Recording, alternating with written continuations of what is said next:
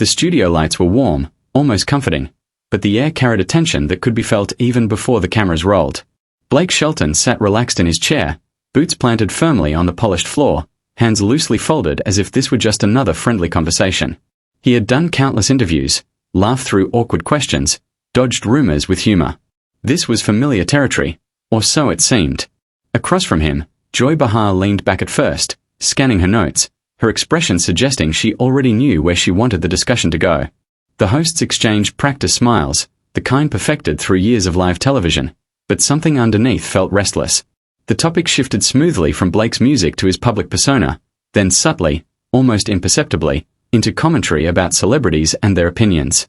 Joy tilted her head, lips curling into a knowing grin as she delivered a remark that sounded casual on the surface but carried an edge beneath it. A few audience members laughed uncertainly, unsure whether they were supposed to. Blake chuckled once, politely, but didn't respond right away. He glanced down for a brief second, then back up, as if choosing whether the moment deserved a response. Joy continued, pressing the point, her tone sharper now, words stacking one on top of another. The room shifted. A camera operator adjusted focus. One of the co-hosts inhaled, sensing the change but not interrupting. Blake listened, really listened, his face calm, his posture open. There was no visible irritation, no eye roll, no interruption. That calm, somehow, made the moment heavier. When Joy finally paused, expecting a quick joke or a deflection, Blake lifted his head slightly and spoke. He didn't start with a punchline. He started with a pause. "I think," he said slowly, voice even, and unhurried, "there's a big difference between talking about people and talking with them." The audience quieted. Blake leaned forward just a bit, not aggressively, but enough to show he was fully present. He talked about growing up where words mattered, where you learned early that respect wasn't about agreeing, it was about listening.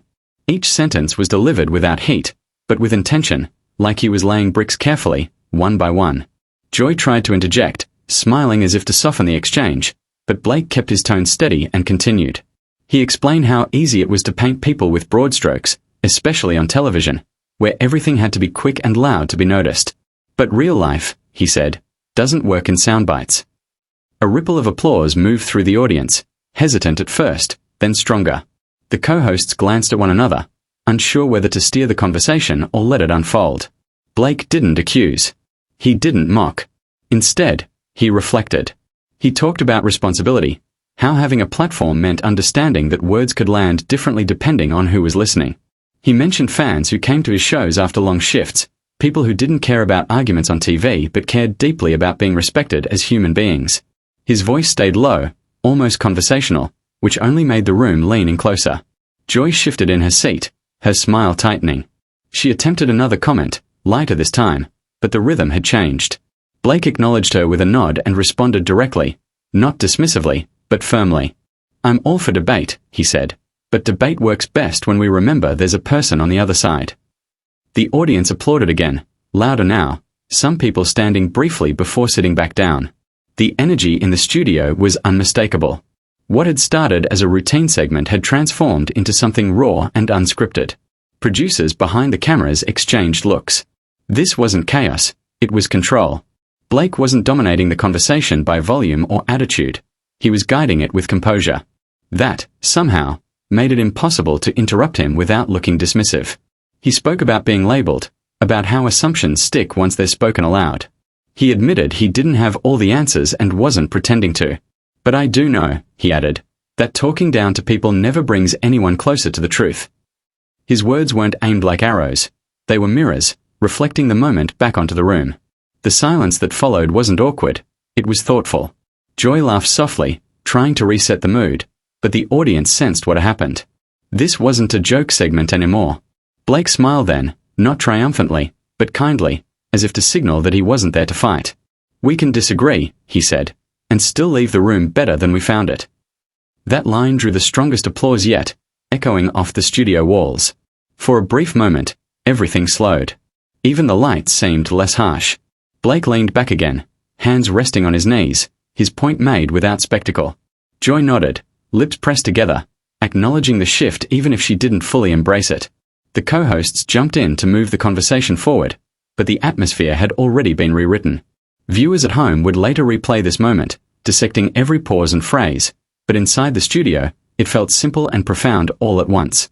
Blake hadn't come in looking for a clash. He hadn't raised his voice or thrown insults. He had waited, listened, and spoken when it mattered. And in doing so, he changed the room, not with force, but with clarity. By the time the cameras cut to commercial, the energy in the studio hadn't settled, it had crystallized.